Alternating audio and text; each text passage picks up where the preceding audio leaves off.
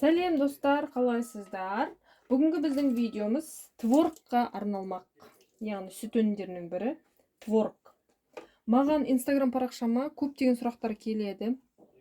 Творогты қалай жасайды, сүтті қанша уақыт ұйытасыз, қаншалықты қыздырасыз деген сияқты сондай сұрақтар келеді. Соған байланысты осы видеомды жариялағым келді.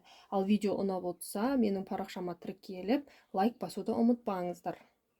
Қыздар, бұл сүтті мен кешкілік сепаратордан қаймағын ажыратып, осы шелекке ағызып, бетіне крышкасын жауып, осы жылы сарайымда қалдырып кеткен болатын.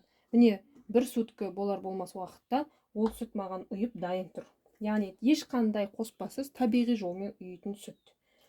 Міне, көрдіңіздер, іртік болып ұйыған. Енді осыны мен арнайы құрт және творог қайнататын кастрөліме құйып аламын.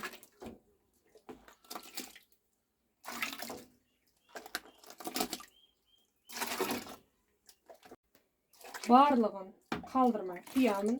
Менде осы кастрөлдің көлемімен бір сауған сүтім өзі шақ келеді, міне. Осы сүт осы кастрөлдің ішіне сияды. Яғни сүзбен. Осылайша барлығын құйып алдым.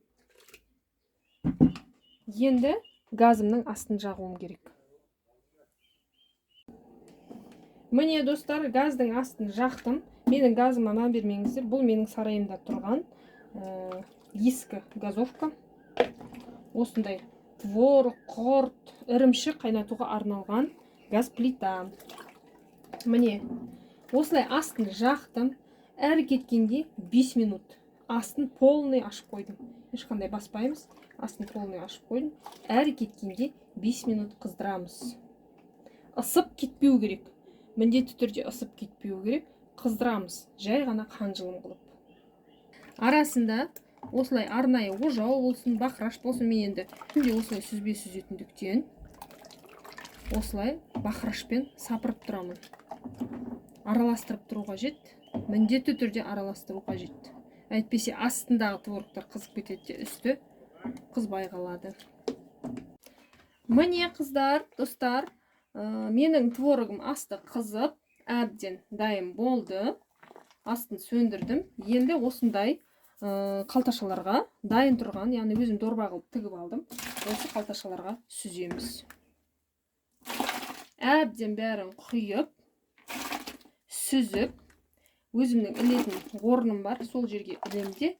Ертең таңертеңгісін, мен міне кешкісін сүзіп тұрмын. Ертең таңертеңгісін дорбадан алып, өлшеп морозильникке саламыз. Міне достар, барлығын құйдым. Осылай әбден байлаймын. Бұл енді біздің ауылда қалай сүзетін творогтар. Енді қалалық жерде басқаша сүзулеріңіз мүмкін. Душылыққа мен енді ондай душылығым жоқ. Осындай тігілген дорбаларға сүземін. Осыны міне іліп қоямын. Бір түннің ішінде бұл сүзіліп дайын болады.